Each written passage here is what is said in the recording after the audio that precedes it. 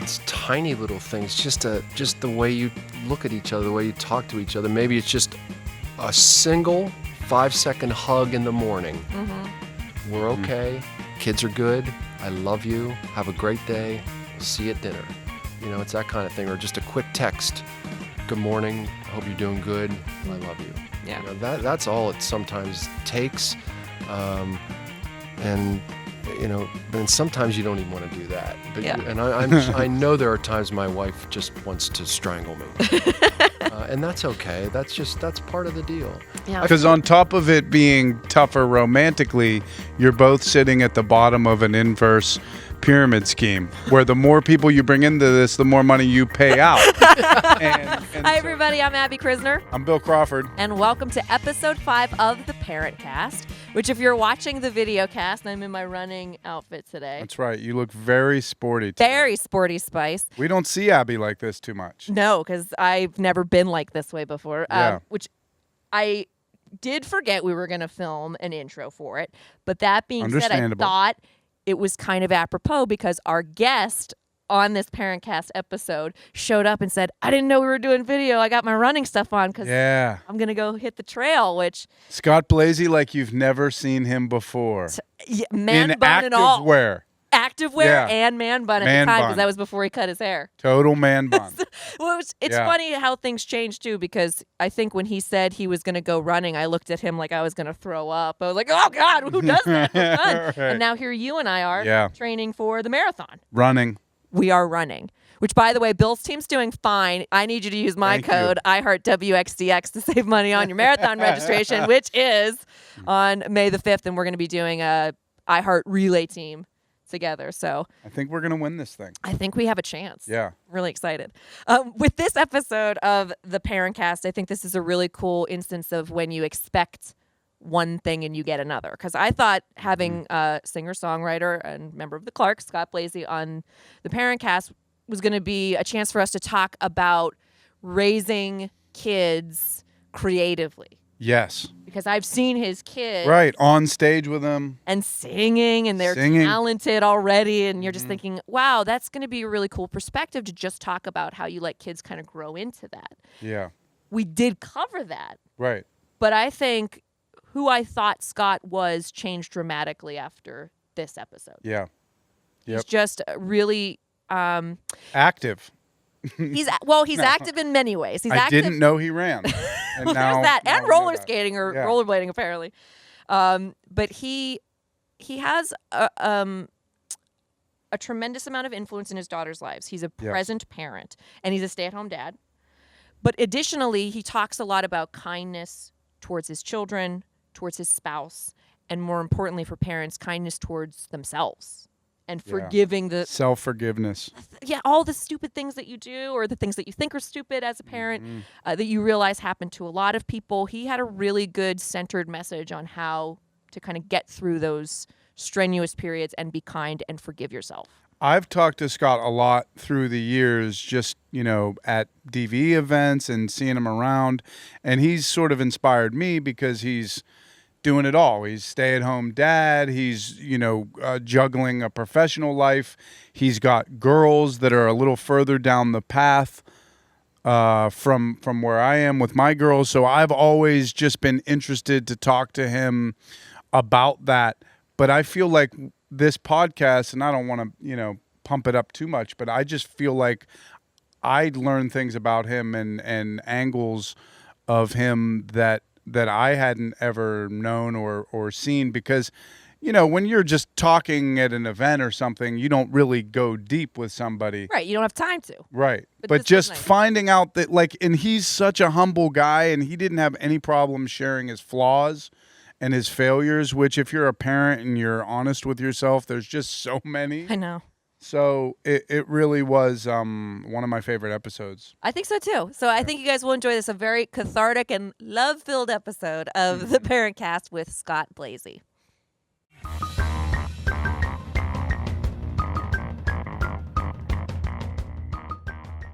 I have tinnitus. My ears ring all the time. Man. I've been dealing with that for about 4 years. That sucks. And I have pretty good hearing loss, too, so I don't put anything in my ears anymore. Yeah. So when you play, how are you Earplugs. protecting? Just the earplugs? Musicians' earplugs. Do you have those big, like, decibel reducing ones? Yeah, That's the what ones I've with been. the little Yeah. things that come out and pop in and out. Yeah. So I use when the band's playing, I use the 25 dB. It's the most, Yeah. and it works pretty well. Yeah. I like those quite a bit. I used to have, the ones you just squeeze and shove them in there. You'd be like, it'll be fine. It's like, Yeah. I'm not 19 anymore, so probably Yeah. not. Probably not fine. And I feel like Joe's hearing stayed okay, but probably between work and recreation, he can hear Edie and I can't. Like, so if we're sleeping at night, like, I'm supposed to have, like, Edie in my bones. And meanwhile, I hear him getting up and I'm like, what are you doing? And he's like, she's crying. And I'm like, I can't hear her. Yeah, we're the same way. My wife can sleep through anything, and I'm up at the slightest sound. Yeah. I'm like, what? Really? Like, what's going on? Who's Yeah. that? Who's going to the bathroom? I wonder if that's because of, like, whatever frequency you are letting in. I don't know. Is just like the one. That's the one that's going to be annoying. So you were actually talking about being the house husband, which is kind of like actually kind of a nice way to calibrate for maybe your role with your daughters and how much time you spend with them, because we are seeing actually a lot more dads that are staying home and are with their kids more frequently. I love it. Yeah. I feel very blessed, very fortunate that I can spend as much time with my daughters as I do. And I still, I'm busy on the weekends. The band plays, and I have solo shows, and so I play 2 or 3 days a week, and I'm home all the time. I'm making dinners and getting them up for school, and Yeah. you You learn to do a good ponytail? I can do a killer ponytail. Yes. Do you practice on yourself? I do a low, right. I do a low bun. Yes. So yeah, I'm pretty good with hair. And what are the ages of your girls? Sophia, my oldest, will be 14 next week. Ava is 11. She'll be 12 in a few months. And Gracelyn is 9. So you have 3 very different ages there. I mean, Yeah. I guess 2 of them are a little closer and maybe are starting to Right. maybe even be interested in the same things. But in terms of diversity, are you finding specific challenges in any of those ages? They all present different challenges because they all have different personalities. And certainly there is a huge difference between 14 and 9. Our 9-year-old she's still a little girl. Head in the a lot of clouds. ways. Yeah, and it's beautiful, and I embrace that, and I try to soak it up because I see how fast this is going, and I know she's not going to be 9 for much longer. But I love seeing my oldest daughter turning into a young woman. She was sort of physically precocious, so she was ahead of her friends, like going into 7th grade already looking much older and acting much older than a lot of her friends. So it's kind of funny, like I feel like she went through the difficult part at 11 or 12, and it's actually gotten a little easier, Right. knock on wood. She seems mature. 8th grade, middle school, 7th grade was a little bumpy. There's so much changing with them and with their friends, and they're all on different levels of maturity. But she's awesome, and I just love watching her grow into a young woman, and she's become very independent and self-sufficient, and it's bittersweet. You hate to see them kind of grow up, and she's going to be gone in 4 or 5 years. And you see how fast, God. Don't Yeah, bring that up. No. yeah, you see how fast this time is going, and I'm just trying to enjoy it. So How do you prepare for that? Because my daughters are 7 and 10, and I know these things you're talking about, or you come to me from the future, and they're right around the corner. But it's I always feel like it's going to be an attack. I don't know when. yeah. It's going to be a surprise attack. Like all of a sudden, Like the middle of the night. we're going to come home and it's just going to be we're in the stew now, and I'm going to be like, oh my God, I'm not ready for this. Yeah. How did you get prepared? Or you can't. don't. You can't be. You can't prepare. You just don't have to know- get good at adapting and reacting. Yep, you don't know what's going to happen. You don't know what to expect, and you will fail. Yeah. You will make big mistakes as a parent, as big of mistakes as a parent as they will make as children. And you have to own them. You have to acknowledge them to your kids And you have to apologize when you feel it's necessary. And I have no problem doing all of those things because that's how they see that, it's okay to apologize. It's okay to screw up. I've joked to my oldest daughter on a few occasions, I'm making my mistakes with you. The other two are sort of benefiting Right. from our relationship because I don't think I'll make the same mistakes twice. I hope not, anyhow. But you can't prepare. Yeah. I mean, that's what, like, whenever I think about parenting, I thought at a certain point you would get so good at it that you would just be successful all the time. And really what it is you just get way better at failing because it's just, you fail like a couple times a day. Yeah. And you kind of have to have that amnesia of like, all right, I've got to get past this, and also try not to make those same mistakes with my younger daughter. Right. Because I'm seeing how, like, we've talked about on this podcast before, one of the things that's unique with girls that I really didn't know was that when they bring you a problem, they don't want you to solve it. They just want to be heard. Right. And just support whatever they're feeling. And right. Sort of guide them through that. Yeah. Which is tough because it's not an indigenous emotion or way of being for me. Right. Yeah. Just listening.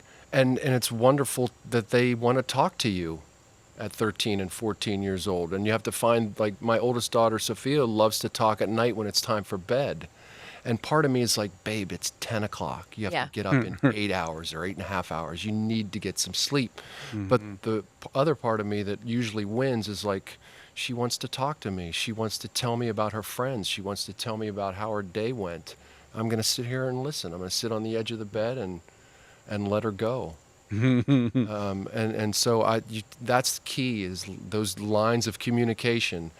Thankfully, my kids all still spill the beans. They let me know what's going on with them and with their friends. And I'm sure they have their little secrets here and there, and that's fine. But that's really important to. Has it always been that way? Like, or did you have to intervene at a certain point? Notice one of the girls maybe clamming up at times. It's always been that way, Bill. But I think there are times when they don't want to talk. You can't force them to talk. I can always tell they're not in the mood for discussing whatever's on their mind. You can see that something's wrong. And my wife sometimes would be like, "What's wrong? You need to tell me. I have to know." Right. But, I'm like, well, she'll tell us when she's ready to tell us. You can ask once, maybe twice, and that's it. Hands off. She'll come around. And they always do. They always will come around. And it's important. I mean, you have to, if you have a good relationship with your kids, which luckily we do, they'll talk to you about whatever's on their mind. I don't know if I'm feeling that much better thinking this is not that different from having a toddler and just being like, I don't know what you want. Right. Yeah. Right. The problems are just different. They are just different. I think about having a daughter and the difference in relationships between, mothers and daughters and fathers and daughters. Right. I think I've seen some of your daughters express their love for music. Yeah. When you start to see that happen, is there a part of you that either goes too aggressive in the encouragement of it and you go, oh, no, I got to back off and let her figure it out? Right. Or do you have the them from willpower it. to stand back and watch I don't it want happen? this life for you. Yeah. A little of both for different kids. My middle daughter, Ava, has always loved the limelight, always wanted to be on stage by herself, not competing with her sisters. And from the time she was 3 or 4 years old, we've been performing together. She's been on stage with me, singing Taylor Swift songs at 3 years old. I love And that's awesome. And that gives you this amazing sense of pride. Like, she loves what I love. And she's actually good at it. I try to be objective. Yeah. And I'm like, yeah, she can sing really well. And Yeah, now she she is loves good. musical theater. So that's a cool thing. That's very cool. I was a theater very kid. Were you a cool. theater kid? I don't know. I thought maybe you not could in have high been. school. Okay. In college, I Yeah. was. Oh, I love. So I could live out my days as a theater dad and be very happy and say, no, you don't need the pop world or the rock and roll world. Yeah. Go down this road. Right. Sing, act, dance. All my kids, I think, have good voices. Sophia, my oldest, has a beautiful voice, but has never wanted to be on stage. Has never wanted to perform in front of anybody. Sings at the house, in the car, all the time. And finally, a couple of weeks ago, I was doing a little show for a fundraiser at a church social hall on a Sunday afternoon. My wife was out of town. I took all the kids with me. And Ava and Graceland came up to sing Take Care of You, which is a Clark song that they always sing. And suddenly Sophia was like, can I come up? I was like, absolutely, come on. So she got up and sang, and I almost broke down crying right then and there, because I've been encouraging her for so many years. Please come sing with me. You have a great voice. Pick a song. I'll learn it. You sing it. Nope, not going to do it. Never going to happen. Never going to happen. So to answer your question, I've pushed and pushed a little. You can't push too much. You can't force it. But always know that door is open if they want to do it. And finally, that door was cracked, and she pushed it open and walked through it and came on stage. And it was just magical. That's awesome. And What was the breakthrough? I don't know. I think the setting was very comfortable. Mm-hmm. Wasn't super crowded, 50, 60 people, church social hall, middle of the day. Me not telling her or asking her to come on, never said a word about it. She just came on stage, and I was like, wow, I can't believe it. And she nailed it. Nailed it. Sang beautifully, sang out loud. Sometimes kids are shy and they'll sing real soft and you can't really hear them. Sang out loud, harmonized with her sisters, sang a different, it's one thing for a bunch of kids to sing in unison. It's like, yeah, that's cute. But when they actually do the real deal and start singing harmonies, and it's like, wow, they're good. That's a whole different world of cool. Ava was like, oh, She's like, I have to share this stage now. Yeah, that's actually a good point. Do you notice if one of them were to sing with you, does anybody else get jealous? Yes. Or is it more like when bands play on the same bill and you're like, oh no, you're just elevating my play? A little of both. Ava initially, a couple years ago, was like, I don't want Graceland to be on stage with me, because that's her little sister. She's like, I don't really, I was like, oh, come on. She looks up to you. She feels comfortable because you're there and you're standing beside her, sharing the mic. Mm-hmm. Be okay with that. I said, you have your moments. There's a lot of times when you're up there by yourself. So let her have that too. And she's cool with that. But actually, Ava's wonderfully accepting of Sophia's doing this now, and was like, wow, do you see that? Sophia sang, and she was great. So it wasn't that at all. And what's really cool now is Sophia and Ava, the two oldest, have always been a little competitive and butted heads a little bit. And there's always a deep love, but you see that it's, they battle a little. But Sophia's always been Ava's biggest champion. When the crap hits the fan, Sophia's right there beside her, standing up for her. So Ava was cast in a high school musical a couple years ago. She got a part in Les Mis. And when I told Sophia about it, her very natural reaction was like, awesome. I was a little nervous to tell her about it, because I was thinking she's going to be like, oh, great. Ava's so good at everything. Yeah. But it wasn't that. It was like, oh, that's great, Dad. Isn't that the best? That's the best feeling as a parent. Like, I now know why two things, like the two polar opposites of emotions that my parents showed growing up. The absolute anger, frustration through the roof when we fought, when your kids fight, right, and when your kids get along and support each other, like, without you having to intervene. Yeah. You're like, this is magic. Right. This is incredible. Yeah. I can't believe my kids like each other, because you're trying to teach those lessons, and you really hope, because some kids grow up and they just can't stand their other sibling. Right. For whatever reason. Right. And that's a long life. Yeah. It's a very long time. Which, you kind of have an air about you that you can kind of ride the waves as they come. Did you feel like you grew up in a household that kind of encouraged that kind of go with the flow attitude? Yeah. Because that might be something that really does kind of, pervade through your daughter's personalities. Right. I was an only child. My parents were much older when I was born. My dad was 45. My mother was 35. And my dad was very easygoing. My mom, not so much. but my dad had a real just take it as it comes kind of attitude. And I always had that, and I always felt like I was cool, calm, and collected. And then I had children, and I Right. realized, wow, I have a temper.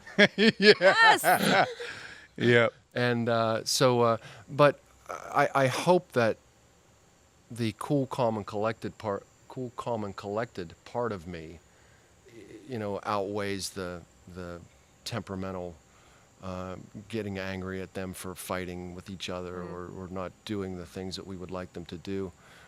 Genetic traits, I feel like, are dormant within you. And you know how some things, a piece of trauma or some event can kick those things into being and kick those things into gear. And sometimes it's having a kid where all of a sudden I was doing the same thing. I was finding out new things about myself that I never knew, and not good things. Yeah. It's like, Right. oh no, Right. I've got to really work on this. Yeah, man. That's why when they say, kids make you better, they don't mean that like just in a natural way. Like the opportunity Long is there. The opportunity is there for you to be better. Right. But you really have to work at it. Yeah. Joe's heard me say that plenty of times. I'm like, I feel like I'm the worst version of me. Like I don't like having to be this person because I'm a go with the flow kind of person. Yeah. And Joe's a go with the flow kind of person. When you have a kid, you can't have two. So something rises up from the ashes, and then all of a sudden I'm, You're the bad cop. I'm the bad cop, and I hate it. You know. So you kind of every once in a while I try to take turns and just be like, you know what? She's being a jerk. I'm not doing anything about it. I'm gonna wait until you do something about it because I'm not. Eat those crayons. Go ahead. Yeah, go ahead. Dad's right here too. If he's fine with it, I'm fine with it. Meanwhile, I'm like boiling inside. But yeah, it is. It's a huge challenge, and you're absolutely right that there's things or even patches of time where I'm so beyond frustrated, and I'm kind of woe is me about the constant of children. Yeah. And then there's other days where I go, holy crap, I'm a superhero. Like I just rolled through my day and I can't believe I'm standing. Yeah. That's a good You feeling did it. when you feel like, boy, I got an A+ today for parenting. I kept me calm when all around me was in flames.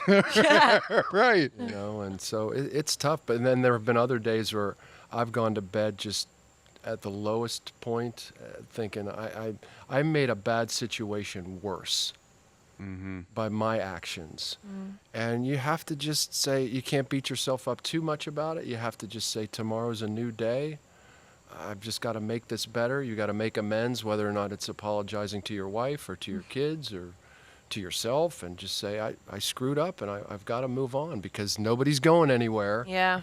I'm not leaving. They're not we're all leaving. a package deal. We're all here in this together.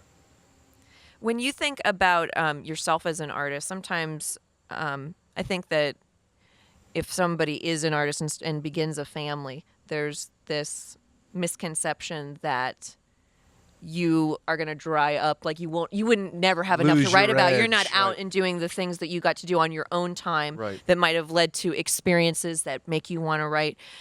I tend to believe it's the opposite now because, my God, the things you learn with children. How did you feel as an artist when that kind of paradigm shift happened for you? Well, I had to figure out, what am I going to write about? I used to be great at writing breakup songs. And that ended. And so I started writing songs about death. Well, but don't kids make you think about the next phase? Can we be honest though? That's a great point. I think kids make you think about your own mortality in a completely different way. Yeah, yes. And at the same time, my father died 5 years ago, and that just consumed me.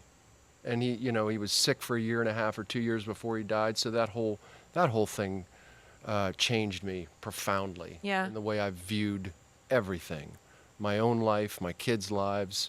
My mother's still alive and thankfully very healthy, But I mean, I'm kind of half joking about writing songs about death, although I did do that. I mean, there were a lot of songs at times. I stopped writing songs in the first person. That was the first thing that happened. I started feeling more comfortable as I got older writing songs about other people, taking things from my life, but transferring them into stories about people who were down and out. And so I did that for a while. And then when my dad got sick and we were making a record called Feathers and Bones, and Great album. thank you. And all of us, all four of us, whether it was our father, our mother, our grandmother, we had 6 or 7 people very close to us die within a year and a half period of time while we were making this record. So it was all about that. And so I wrote a song. Irene is just, it's really kind of about my dad. It's a story about somebody else, but it's really about my dad. I wrote a song called Broken Dove that was about him and death, and then I got that out of me, and I was like, okay, what's next? And so then you start writing songs, and then you find, okay, I can write a song about my children without it being sappy or Right. too overly sentimental. But a real song about kids. Take Care of You is a song that I wrote about sort of being the link in a chain. I saw my parents took care of me. Now I've got children, I'm taking care of them, and now I'm taking care of my parents. So I'm in that middle chain, that link where I'm working both sides here. And so, and then I was thinking, well, I'll be my parent someday, and hopefully if I'm lucky, my kids will help take care of me. Yeah. So that, I started writing songs about that. So you just write about what you know. It's a cliche, but it's very true. You can only really write about what you know about. Yeah, I mean, I think some people would think that that's morbid, but to me, it just sort of, all of a sudden when I had kids, like I was no longer just somebody's kid. I wasn't just somebody, my mom and dad's son for them to worry about. Now I have something to worry about. And Right. the absolute best case scenario, they outlive me. Yeah, right. Yeah. Right. And so you have those moments, but to me, whenever you think about that, all of a sudden I started reading like meditations, and I started reading Seneca on the shortness of life, because those books they are about death, but they're also about appreciating the shortness of the time you have. Right. And I think you have to ponder death to really embrace life. You have to think of, and it's part of being a parent, you have to envision worst case scenarios to prevent them. You have to think about, Yeah. this could result in the death of my child if I don't take this action. Right. You're playing war games in your mind of crazy. horrible scenarios. Horrible, and it sucks, but it's part of what you have to do as a parent. And so, you have to think about those things. But again, it causes you to, the whole death thing really brings life into focus. It really makes you feel like, okay, I'm 53 now, and we were talking about this earlier. I want to live for a really, really long time. I want to see my kids grow up and get married. I want to be a grandfather. I want to see my grandchildren graduate from high school. I'd love to see my grandchildren walk down the aisle and get married. I'm shooting for 100. So I'm taking care of myself now, and I embrace life. And I and it sounds silly, but I enjoy sunsets more. I enjoy nature more. I enjoy, it's like nature is my church. My dad was very much that way. We would take Sunday drives. I grew up in Connellsville in Fayette County.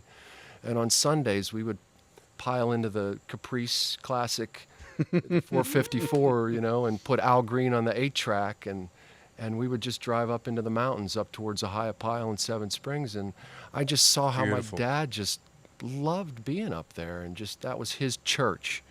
And so I feel very much that way too. I take great pleasure now in little simple things, because I think this is finite. I may never be back here again. Certainly Ohiopyle I will, but I may never come back to Duck, North Carolina. Right. I don't know. Hopefully I will, but that's the way I look at stuff now. And do you like you seem to me almost like yogi like in your zenness. Do you meditate? Do you do yoga? Do you have any kind of regimen I like run. That's what we were That's what talking it is. about. And again, I wasn't thinking I would be on video. I'm in my running gear. I'm going to go for a run. That's Scott my Blasey like you've never seen him. This is fitness Blasey. that's where my mind empties. I solve problems. I think about what I need to do when I'm done running. I feel good physically. I feel even better mentally. It's hard. And a friend of mine, we were in Florida over the summer, and we have some friends that live there, and he said, "Why do you love to run? It's painful. It looks hard." And I said, "It is hard. Hard is good, though." I told him that's one of my favorite sayings to my kids. Hard is good. Hard makes you better. It is hard, but I love it. I love the way I feel when I'm doing it, even though sometimes I struggle. And I really love how I feel when I'm done. I just have this sense of accomplishment, and I start thinking about when I get to go again. And It is mental, and there's science behind it, because for sure. the longer you run, the more oxygen your brain is getting. Yeah. And so even though it's tough physically on your joints for a lot of people, they go, "Oh, I have a bad knee. I have a rough ankle." And I say, you really don't have to run fast. Right. You don't have to try to sprint. Just jog for an extended period of time, and you won't believe the bath that washes over your brain. Yeah. And all of a sudden, all those bad feelings and all those scaries kind of dissipate. Yep. Yeah, it's a good place to mentally cleanse. Because I want to say the first 3 or 4 months that I started running, the entire time I was running, I was like, why am I running? I want to stop running. I want to stop running. Like, the thoughts that I had were, this sucks. Why am I doing this? Stop. I hate this. I hate this. I should stop now. I should stop right now. This would be a perfect place to stop the whole time. Right. And if you never stick, if you don't stick it out, you never get to that other side. So that's why people look at you when you run, because they never made it to that other side of just sticking with it. Yeah. And that's really a metaphor for how many things. Right. And you can, teach those lessons to your kids, is that nothing worthwhile is easy. Right. And to get good at something takes a lot of work. Right. The other thing too is once you're 2-3 miles up the trail, you got to run back. Yeah, you have to. You literally have to turn around. Don't have any choice. I could stop, but it's a long walk back. Right. There was something that you mentioned that made me think, and I maybe could make a guess on it. When you think about, kind of observing your children and deciding what you will do in any given moment and where the lines of fate and destiny kind of come into play, do you consider yourself to be a helicopter parent or a free range parent? I'm probably a little more free range. I'm a little more hands off. I'm definitely let them screw up. Let them make mistakes. It's the only way they're going to figure it out on their own. Now, obviously you have to intervene when you see a dangerous situation. Yeah. Let her jump into the bear exhibit. No, she's got to learn. She has to learn somehow. But I'm not very helicopterish. I even with academics, it's like, if you need my help, I'm here to help. But my math skills are at about a 6th grade level. So I'm out. Me too. I'm out. Now when it comes to, language arts and history and stuff, I'm into that. So I'll be glad to help in any way I can. But I'm not going to be standing over your shoulder correcting your work. You've got to figure this out on your own. My oldest daughter's in 8th grade now. Middle school's a little bumpy. And I was like, if you come to me and say, I need help with this, maybe I need a tutor or this or that, I'll do whatever I have to do to help you. But I'm not going to be knocking on your door saying, what are you doing? Did you do it? Standing there with the list of homework off the website. Mm-hmm. This is your job. This is your education. Take ownership of it, because it's not me who's going to have to get a job, when you graduate, hopefully from college. Mm-hmm. So, you need to learn how to study now is I can't do that for you. I like that mode, and I'm trying to do that myself because I recognize that helicopter parenting is often like, promoted as selflessness, but really it's insecurities that you're projecting onto your kid. Right. You don't want your kid to fail because then that's a poor reflection on you. Yeah. And it's like, oh, well, I sucked at math. So I used to have a temper with my daughter because she struggled with math. And I'm like, I passed on the savings from me to her. She is struggling with math because I struggled with math. Right. And we got her a tutor, and she, something clicked and she got it. And I think girls are better students just because that, maybe I'm a little biased. I don't have any hard data on the other end of it, but I've seen both of them improve greatly from just being allowed to struggle. Right. I've noticed too with my kids are very different in the way they approach academics and other things too. But Sophia is very carefree, just like, it's not quite done. It's good enough. There you go. My middle daughter Ava's like perfection. It's got to be perfect. It's got to be right. Almost to the point of being detrimental because things aren't getting done in a timely fashion. Even her teachers have said, you've got to move on. You can't stay focused on one problem if it takes you 15 minutes. If you don't understand it, give it 5 minutes. If you don't get it, move on to the next thing. And it's very tough for some kids to move on, to be able to just say, this isn't perfect, but I need to keep moving forward. But they learn that. They figure that out on their own. And conversely, Sophia has figured out, I need to be more perfect. I need to care more. I need to do better. So you have to sort of figure out as a parent how you're going to approach those things. Isn't it difficult, though? Because even as an adult, I'm still struggling with those things. Yeah. Because, as a creative person, if I write a bit, at some point I have to say, okay, I've got to move on. I can't write this anymore. Right. I'm overdoing it. Yeah. But on the other end, like, I can't just be like, yeah, this is good enough. Right. I'll throw this up there. Yeah. Right. Yeah. So I feel like that's a never-ending process. Right, as adults, exactly. And it's the same way, we struggle with the same things as professional people, as parents. And, there's a saying when you make records, an album is never done, it's just released. Right. Yeah. Right. So, it's the same thing. And as a parent, I've struggled with how do you get across to your kids without getting angry about it? Bad grades are not acceptable. Failing quizzes is not okay. It's part of life. We all fail. And you're going to fail a quiz, or you're going to turn in a paper that you're, not satisfied with the grade. And, I struggled for a long time with that. Would make me angry. I would get angry at my kids for not doing well. And I was like, this is not helping. My anger is only making them anxious. Mm-hmm. This is not helping them become a better student. This is only planting a seed of anxiety in them that they don't need. There's enough stuff in the world that will create anxiety. They don't need it from me. So that was a real tough thing for me to get over.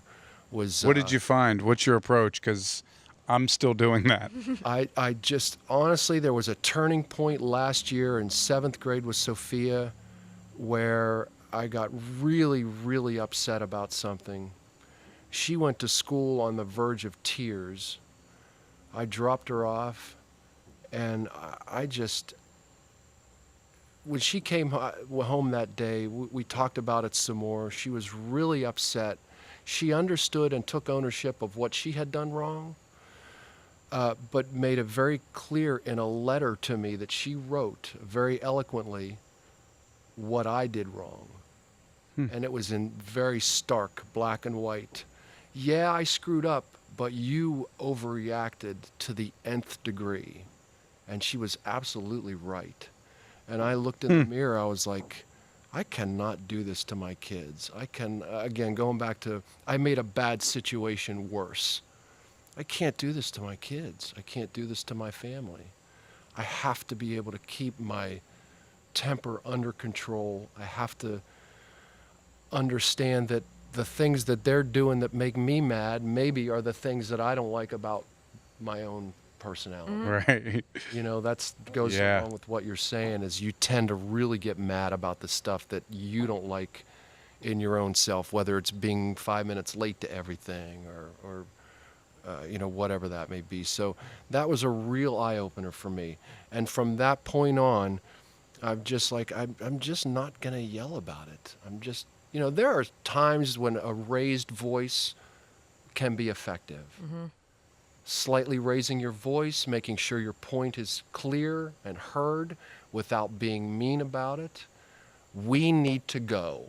We have a commitment to make. We have to be at this place at this time. It is rude to be late, and you are not going to be ready in time if you don't put the phone down now and get upstairs and get dressed and brush your teeth and let's get out of this house. That seems very specific. That sounds like something It's that just It's a happened. daily occurrence. yeah. Yeah. So, you know, again, there's a time and a place for sort of controlled seriousness, and then just uncontrolled anger does nobody any good. And it took me years to figure that out. And I'm sure I beat up my kids more than I would like to admit to anybody over it. But I will admit to that, I've screwed up and I've yelled way too much. And now I just, my kids know when I mean business, but I'm just trying, and I'm not always successful, but I think I've done a really good job lately. And even Sophia, a couple weeks ago, I said, yeah, you didn't do so great on that quiz, did you? She said, no. I said, you probably noticed that I'm not yelling about this anymore. It doesn't do you any good. It doesn't do me any good. She said, yeah, I have noticed, and I appreciate that because it just makes me less focused on doing what I need to do and more focused on not making you mad. Right. So it's a tough gig, man. It is a tough gig. Do you kind of want the Blazeys to come over and like Yes. fix your life? Yes. I'm. Do you teach a class and Well, can I there's sign the thing. up? Like, we watched the Fred Rogers documentary, right? The Will You Be My Neighbor, and it reminded both Joe and I that in any moment where we find ourselves frustrated with Edie, and it's kind of like what you're talking about, you're either seeing things in yourself that you don't like, or you're in some way absorbing that you don't want them to experience that discomfort. Like, I don't want to see that happen to you, so I'm going to just step in there and take over for you. Yeah. But realizing after we watched that movie and kind of the pace of how he would speak to children, but also that he never seemed to lose sight of the fact that the most, minute thing might be incredibly interesting to a child. So watching somebody tie their shoes is really interesting if you've never tied your shoes before. And it taught us to slow down a little bit. And I'm not calling you Fred Rogers, but you're reminding me in a lot of ways that there is a peaceful resistance, that there's a peaceful way to take these really what feel like insurmountable challenges for parents and just letting them breathe enough to resolve. I think that's incredible. Yeah. Do you feel like your marriage, like your relationship with your wife, does she like kind of go the same route that you do, or do you guys feel like you yin and yang this kind of thing? We're very yin and yang. my wife's a businesswoman and very type A personality, and that's one of the things I love about her. Among other things, she's a go-getter. She gets things accomplished, and she's a bit of a perfectionist, which is awesome. And it's something that I wish I was a little more of. So we complement each other. She does a terrific job at keeping her cool when all around us, no one else is. But the marriage relationship is a really challenging thing, as you guys know. You go from being madly in love and a couple based on just two people and the relationship that you have with that person. And it's easy to go out to dinner. It's easy to love one another when you... Everything's easy. Everything's easy. You know, what's the hardest thing? Deciding, you know, what color sofa to buy. Right. Know? So, but then when you throw kids into it, then you really have to figure out who's good cop, who's bad cop. You know, you can't both be bad cops, because then you're just piling on. Yeah. And the kids are just like, you know, you got two parents screaming at you. You're like, man, I just want out of this house. Right. Yeah. You know? So you've got to figure out who takes what role. And it's interesting because I'm sort of the disciplinarian. My wife works a lot. And so I'm just with the kids more. But by nature, I'm not a disciplinarian. By nature, I'm more like, yeah, go, have fun, do what you got to do. Mm-hmm.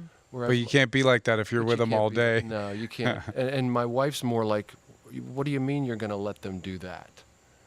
But she's great at just saying, okay, this is your gig. I'll intervene if I feel it's necessary. And there are times when she feels it's necessary. And I'm thankful for that. A mother has a different instinct than a father. A mother is far more protective. A mother is like, no, she's not doing that. I'm like, she's fine. So, you know, you have to complement one another, but that's a tough thing, and to find how your relationship with each other is going to evolve.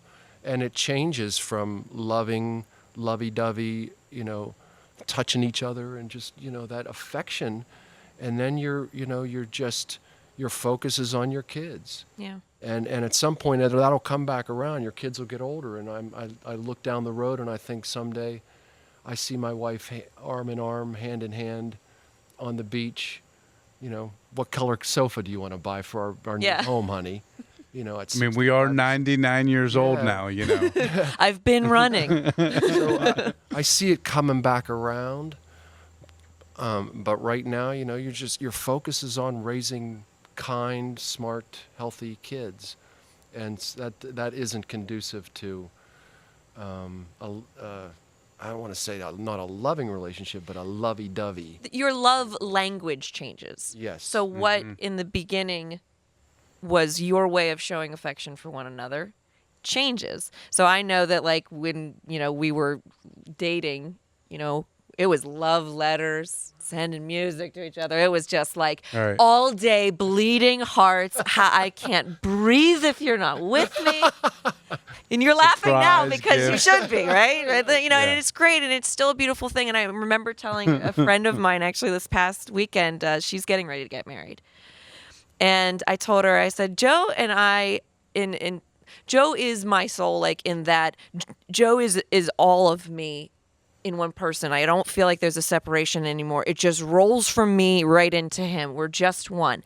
And I want to kill him most of the time. And that's kind of marriage in a nutshell, especially when you add children to it. Because, that language changes. Because what my language for how you show me you love me now might not be an affectionate gesture where I got you this card, or I got you flowers, or I got you, you know, whatever it is.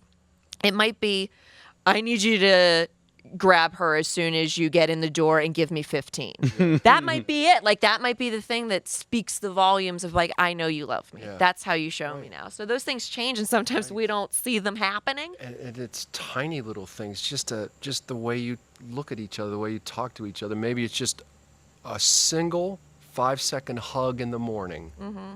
We're okay. Kids are good. I love you. Have a great day. We'll see you at dinner. You know, it's that kind of thing. Or just a quick text. Good morning. I hope you're doing good. I love you. Yeah. You know, that's all it sometimes takes. And, you know, and sometimes you don't even want to do that. But I know there are times my wife just wants to strangle me.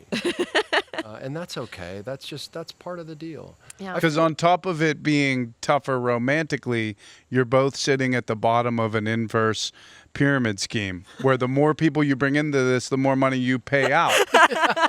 and so you're like pissed at that aspect Yes. of the whole dynamic that you just didn't think about. And now, you're trying to, like, for me, like, because I was a very similar situation to you, as I was at home with the girls a ton at the beginning. And I had to really humble myself and set my ego aside, because the kids at a certain point, they just want their mom.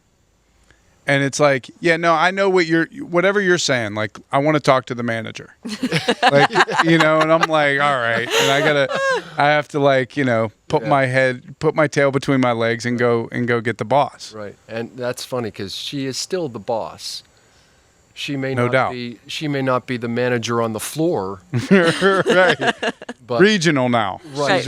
But she's the president, and the big decisions will go through her. Yeah. And that's the way it should be. And I'm totally good with that. That's part of why we work together really, really well. Is I'm totally fine with being subordinate. I never know what I'm doing. Totally guessing. Joe says that sometimes where she wants you, and I'm like, I'm out of ideas. I'm fresh out. So, look, guys, Tapping you right back in. typing you right back in. You can handle it because I believe in you. That's my new love language. Go team. I feel really lucky. Denise and I have a foundation of friendship built up over 10 years before we got married. Before we dated, we were really young, dated for a while, went our separate ways, had our own lives. I had my career, I was traveling, she lived in Texas. But we stayed friends. We would always communicate. We would talk on the phone from time to time. We just had a really solid friendship that developed over 10 years. So when we came back together, I knew this is an extraordinarily kind, loving, family-oriented, moral person. Those are the things that you base a family on. Yeah, she's sexy as hell, but I can't base a family on that. This is what the family's got to be about. And so I felt really lucky that, and I'm sure she saw the same things in me, that yes, that's the guy who I could see being the father of my children. That's a big decision to make. And there were, and I even said this to Rob, our guitar player, at one point. When I was single, I was in my mid-30s, I was going through these, like, what am I doing with my life? The band is what it is. We were successful to a point, but we didn't get over the hump as far as we wanted to. What am I doing? And I was like, I may never have a family, I may never have kids, but if I do, Denise is like the only person that I know that I feel like I could do this with. Mm-hmm.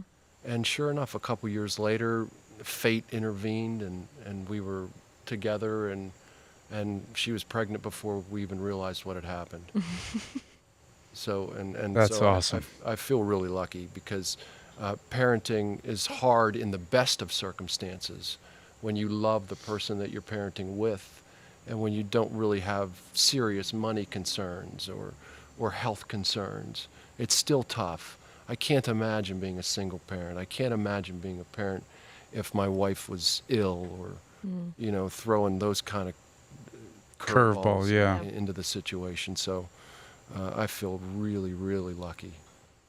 And we feel very lucky to have had Scott Blasey on the Parentcast this week. Don't you feel better? I do. He always just brings it back to that level of gratitude, just that perspective to have as you move forward. And it was just so great. I love Scott Blasey. Yeah. Big fan. Big fan, on top of now big fan of his parenting skills. And again, somebody like you said, who just kind of reminds you to take a breath with parenting. Yeah. And when we got done filming that episode, I remember trying that approach a little more with my relationship with my daughter. And I absolutely had a difference. Like there was taking these moments where little things that drive you up the wall at the end of the week, you're just saying, oh my God, I took a breath and I let her be a child for a Thanks, second. Scott Blasey. and I feel better. So yes, thanks, Scott Blasey. Here's my question though, is that we know we can go see the Clarks when they perform, and they're they do a summer concert at Stage AE every year, that is a staple in Pittsburgh, summer concert going experiences, but there's no place to see him now just talk about parenting. If he was doing like an acoustic set, just talking like a about storytellers, I'd go. I would go too. I'd and buy you know a ticket. What? This podcast might have launched him in a whole nother arena that he didn't even know he wanted. Yep. I can't wait. We want a commission, obviously. Obviously, we get 10%. Yeah, if that takes off, we're gonna need some kickback. I'm waiting for the Blasey family band. That'd be amazing. So again, I hope you enjoyed this episode. And next week, a little more therapy, but in a more literal way, because we are talking with licensed therapist Gretchen Hoffner from Village Holistic, which is here in Pittsburgh. She also happens to be my therapist. Oh. Very, very, very helpful in helping me with kind of the role change of becoming a parent, which is something that maybe gets swept under the rug. You kind of think mom's going to go through a lot of physical changes when becoming a parent, and she's been helping me for a long time on that emotional side as well. And also she is involved in other programs that help kids learn communication skills through music, which so you can see why I would gravitate towards her as a therapist. She's like right down the middle, exactly who I would want to tell all my problems to. And look, perfect. For how Scott's podcast went, if she is not secretly in a band, or we don't discover that she's in like a hardcore band or something like that, I'll be totally upset. disappointed. I'm gonna be upset. Again, if you found the video cast and you're looking at us, hi. You can find that every week, 1059thex.com and dve.com. New episodes every Thursday at 6 a.m. on iTunes, iHeartRadio, and Google Play. For Bill Crawford of DVE. DVE Bill Crawford. Follow me on Twitter. There you go. I'm Abby Krisner from 1059 The X. Follow me at Abby on the X, and we'll see you next week on the Parentcast.